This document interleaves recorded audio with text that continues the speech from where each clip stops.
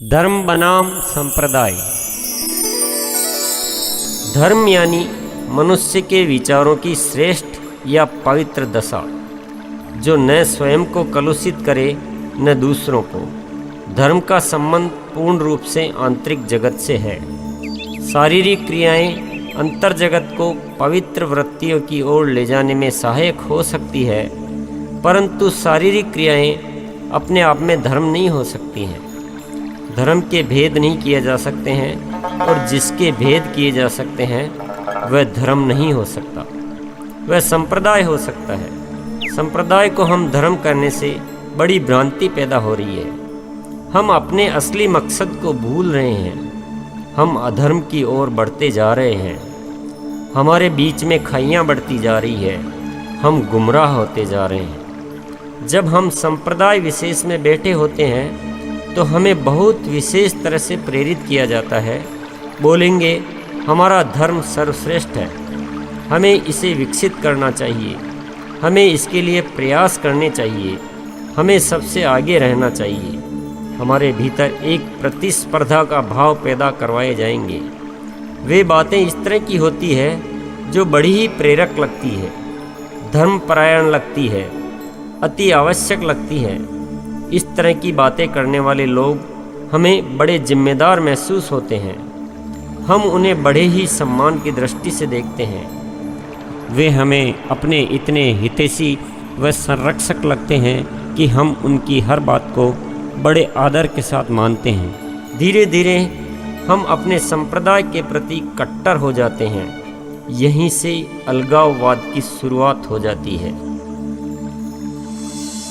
यह जहर इतना फैल जाता है कि हम हमारे तथाकथित संरक्षकों के इशारे पर कितना भी घटिया से घटिया काम करने के लिए तैयार हो जाते हैं। आपस में मरने मारने तक के लिए उतारू हो जाते हैं। आपस में लड़वाने का सबसे आसान उपाय लोगों को मिल गया है। जो लड़वाने के लिए उकसाते हैं, हम उन्हें बड़ा नाम और सम्मान देते हैं। वे नाना प्रकार से हमें उकसाने में सफल हो जाते हैं, और हम अपनी जान की बलि देने तक के लिए तैयार हो जाते हैं। वैसे अपने किसी संबंधी को कभी एक बोतल खून देने की जरूरत पड़ जाए तो तैयार नहीं होंगे, लेकिन तथाकथित धर्म के नाम पर पूरा जीवन कुर्बान करने के लिए तैयार हो जाएंगे।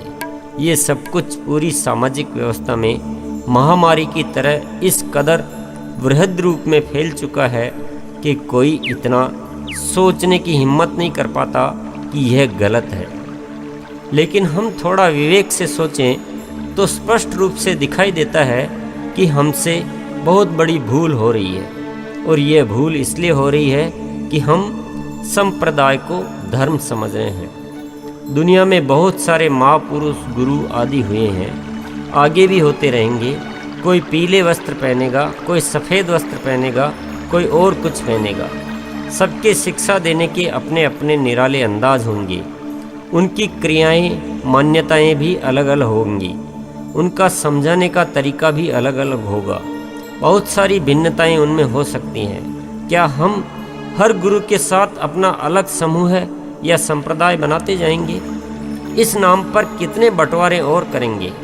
शायद हम परमात्मा को भूल गए हैं, या परमात्मा का विश्वास नहीं करते हैं, क्योंकि परमात्मा का जैसे ही स्मरण करेंगे वहाँ पर विभाजन की बात खत्म हो जाएगी। वहाँ पर सारी रेखाएं मिट जाएंगी। विभाजन की बातें ओछी दिखाई देगी, और विभाजन की बातें करने वाले लोग बौने नजर आएंगे।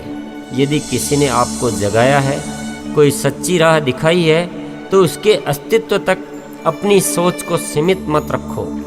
उसने जो जागृति आपके अंदर पैदा की है उसको ध्यान में रखो। उसने आपको जीवन की सच्ची राह दिखाई है, इसलिए आप उसका बहुत आदर सम्मान करते हैं। बस अब सिर्फ उसी को सुनते हैं।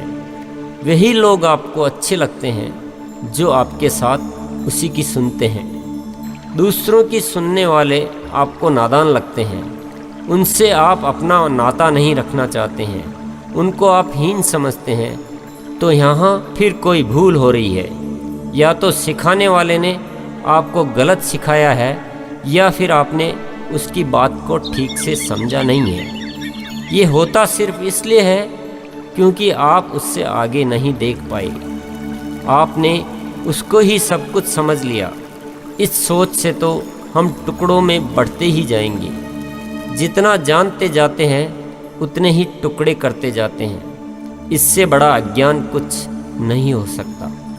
जितना तथाकथित धर्म का ज्ञान बढ़ाते जाते हैं, उसका इतिहास पढ़ते जाते हैं, उतनी ही कट्टरता हमारे भीतर बढ़ती जाती है। इससे बढ़कर बुरी अवस्था और क्या हो सकती है। देखने में आता है किसी संप्रदाय के शास्त्रों के ज्ञाता जो अपने आप को बहुत विद्वान पंडित समझते हैं, ऐसे ऐसे बिंदु ढूंढ कर लाते हैं जो आपस में लड़ने के और कारण बनते हैं। ये तथाकथित पंडित ही सबसे ज़्यादा लड़वाते हैं, जबकि जो कुछ नहीं जानता है वह इस लड़ाई को देखकर परेशान होता है। उसे दुख होता है कि ये लोग आपस में लड़ क्यों रहे हैं, क्योंकि वे शब्दों के पंडित होते हैं, वे भावों में समझते नहीं हैं। इन पंडितों को अपने ज्ञान पर बहुत गुरूर होता है। उनकी बात का कोई विरोध कर दे तो वे आग बबूला हो जाते हैं। हम उनकी बातों में सिर्फ इसलिए आ जाते हैं क्योंकि उन्होंने ज़्यादा किताबें रट रखी है जो हम नहीं रट सकते। ऐसे लोगों को अपनी जमात बनाने का, अपने कट्टर अनुयायी बनाने का बड़ा शौक होता है। इसी चक्कर में ये अपना स्वांग भी बदल लेते हैं, काफ़ी सारे कर्म कांड भी बढ़ा लेते हैं, अपना अलग धाम भी बना लेते हैं, एक अलग नाम भी दे देते हैं। यहीं से अलगाववाद की कहानी शुरू हो जाती है। हमारे बिखराव का सबसे बड़ा कारण है बासी चीज़ों में हमारी बड़ी रुचि या विश्वास का होना। जो बात जितनी पुरानी हो, जो कहानी जितनी पुरानी हो, उतनी ही हमारे लिए सच्ची है, भले ही उसका कोई पुख्ता प्रमाण हमारे पास हो या न हो। जब किसी को ये बताया जाता है कि हमारा धर्म तो बहुत ही प्राचीन है, सबसे पुराना है, तो उसके दंभ का ठिकाना नहीं रहता। अब तो कोई उसको अपनी मान्यताओं से टस से मस नहीं कर सकता। जो साहित्य बहुत पुराना हो वह हमारे लिए शास्त्र बन जाता है, चाहे कुछ समझ में आए या नहीं। भले ही किसी ने अच्छा उपन्यास भी उस जमाने में लिखा हो, तब भी वह हमारे लिए किसी भी सत्य से बढ़कर है। पुराना होना हमारे लिए बड़ा महत्वपूर्ण है। हमें वर्तमान पर तो भरोसा ही नहीं है, क्योंकि अपने आप पर भरोसा नहीं है।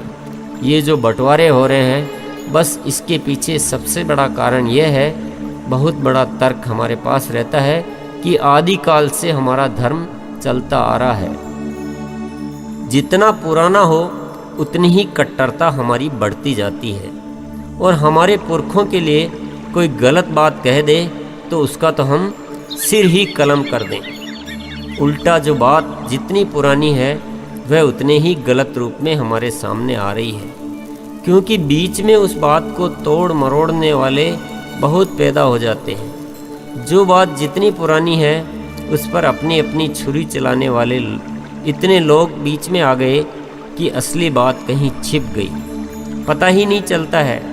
उस पर अपनी अपनी छुरी चलाने वाले इतने लोग बीच में आ गए कि असली बात कहाँ छिप गई, पता ही नहीं चलता है। वरना सच्चे गुरु यदि कोई प्राचीन हुए होंगे तो वे कभी भी परमात्मा के नाम पर बंटवारे की शिक्षा नहीं दे सकते। इन बीच के लोगों ने सारी शिक्षा को बिगाड़ा है। वर्तमान की बात कम से कम अपने मूल रूप में तो हमारे पास आ रही है, उसकी प्रामाणिकता तो है। केवल प्राचीन होना ही सत्य की कसौटी है, इस बात का ताला दिमाग से हटाना चाहिए। सबसे बड़ी समझने की बात यह है कि प्राचीन समय में जो गुरु हुए होंगे, उन्होंने उस समय की आवश्यकता के अनुसार कोई बात कही होगी। हमें उसे आज की आवश्यकता के अनुसार सोचना समझना चाहिए। और आज की सबसे बड़ी आवश्यकता यह है कि इस धर्म के आड़ में चल रही सांप्रदायिकता की दीवार को तोड़ दिया जाए, नहीं तो दुनिया में कोहराम मच जाएगा। जहाँ धर्म के नाम पर सबसे बड़ा पाप हो रहा हो, वहाँ कुछ तो अपने होश में आकर पुरानी मान्यताओं को छोड़कर एक नया धर्म बनाना चाहिए, जिसका कोई नाम न हो सिर्फ उसमें इंसानियत का वास हो। संप्रदायों को धर्म मान लेने और अलगाववाद के पीछे एक बहुत बड़ा कारण यह भी है कि परमात्मा के बंदों को परमात्मा का अंश या अवतार मान लेना।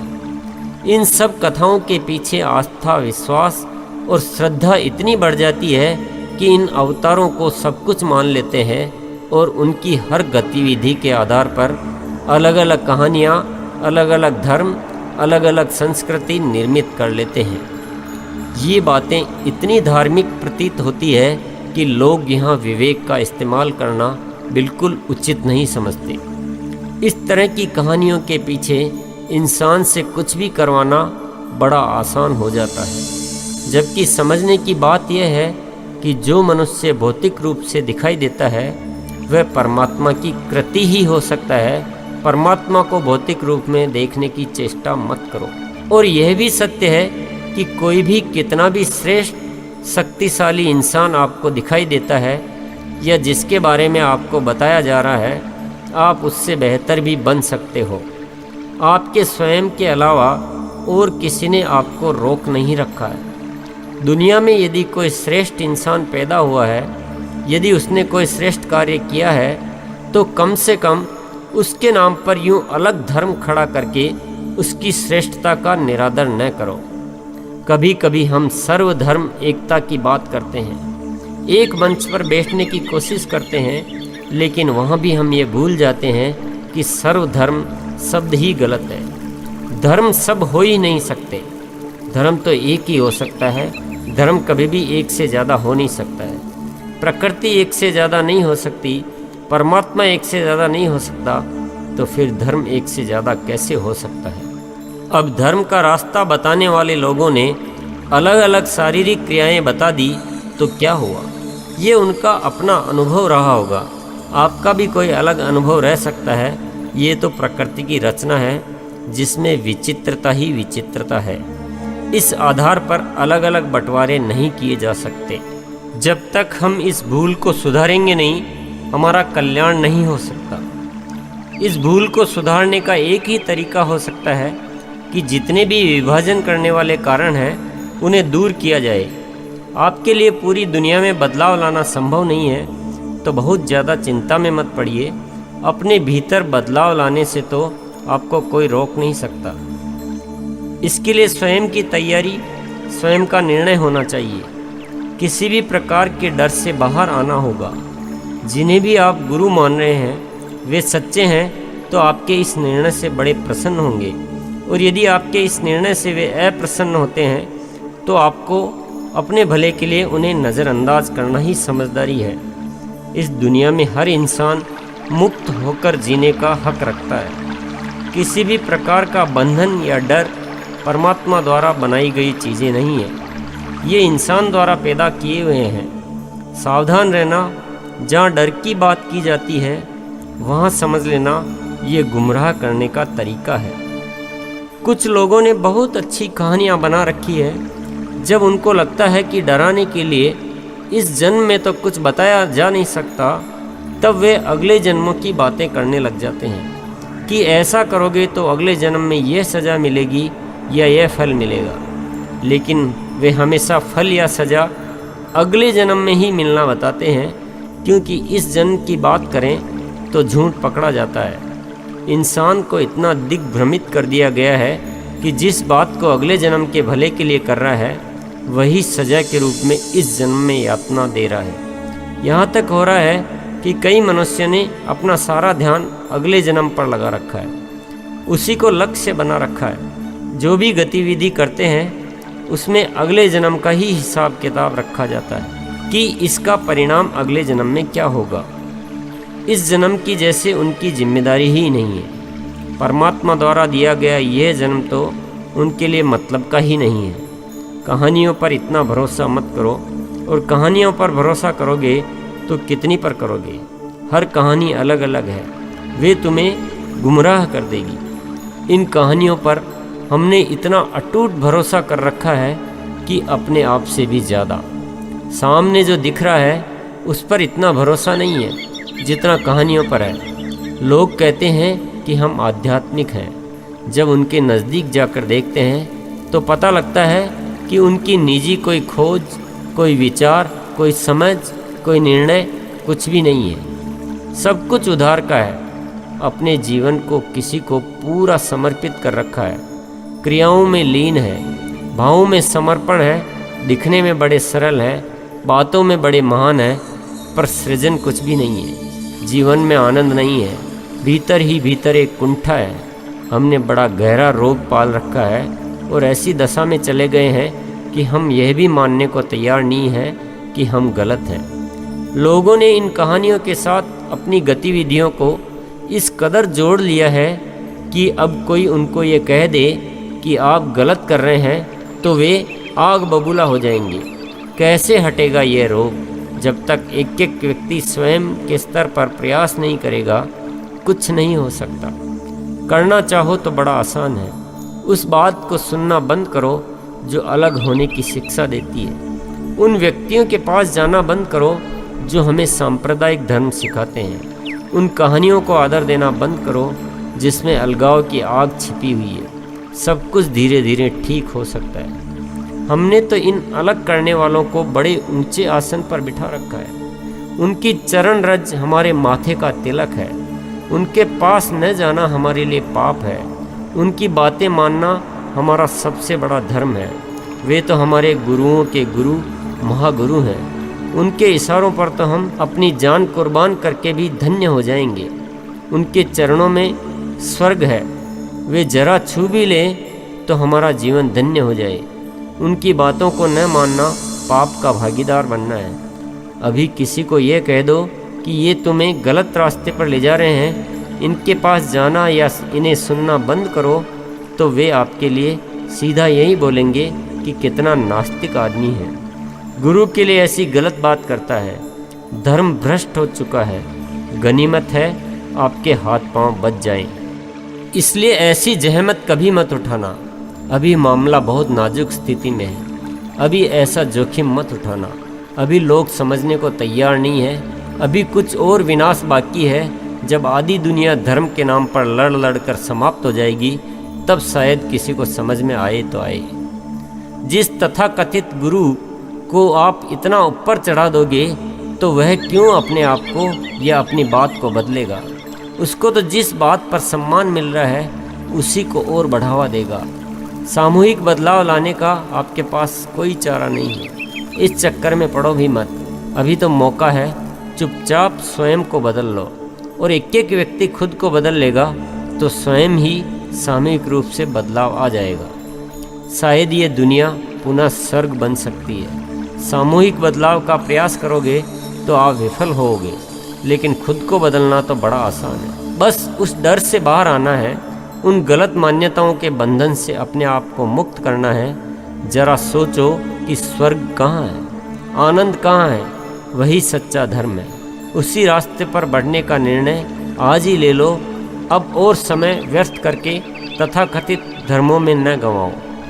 कई बार हमारे सांप्रदायिक गुरु इस आपसी लड़ाई से बड़े चिंतित दिखाई देते हैं। वे हमें समझाने का प्रयास करते हैं कि लड़ना गलत है।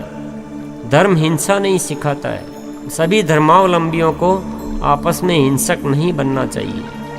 तब हमें लगता है कि ये गुरु बड़े अच्छे हैं, जो आज की इस आपसी लड़ाई से चिंतित हैं और इसे दूर करने की शिक्षा देते हैं। लेकिन वे भी मान्यताओं से बाहर नहीं आ पा रहे हैं। सांप्रदायिकता की असली पहचान को वे मिटाएंगे नहीं, तब तक उनके प्रयास भी निरर्थक है। सांप्रदायिक होकर एक होने की बात करना थोथी बात है। जब तक इस दीवार को गिराएंगे नहीं, असली धर्म की शुरुआत हो ही नहीं सकती।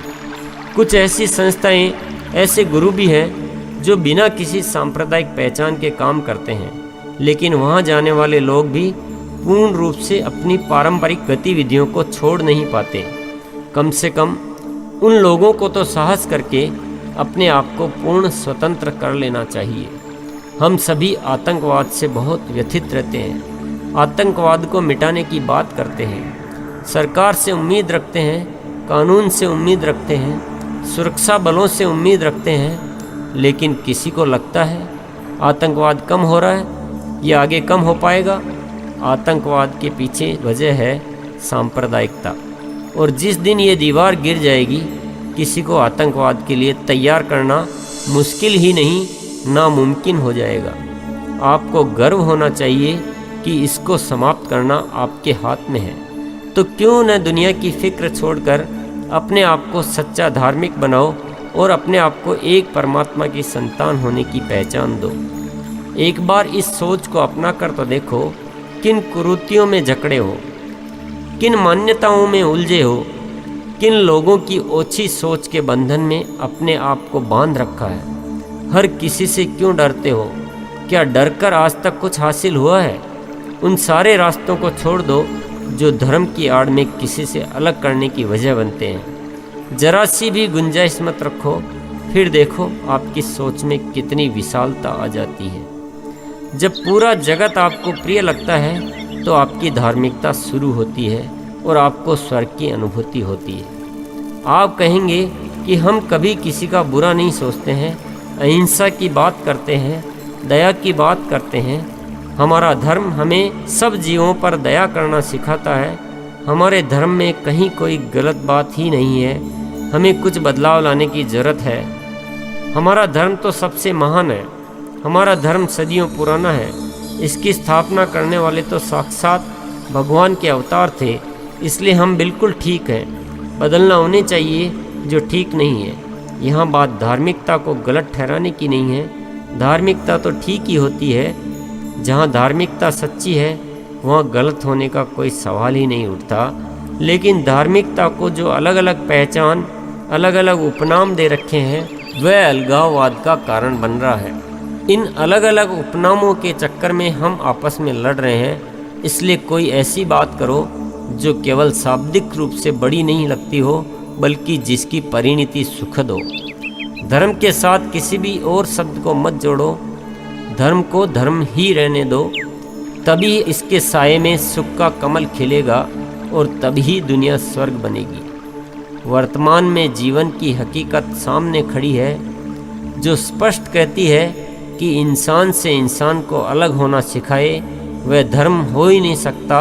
जो इंसान को इंसान से मिलवाए, उनमें आपस में प्रेम का संचार करे, वही सबसे बड़ा धर्म है।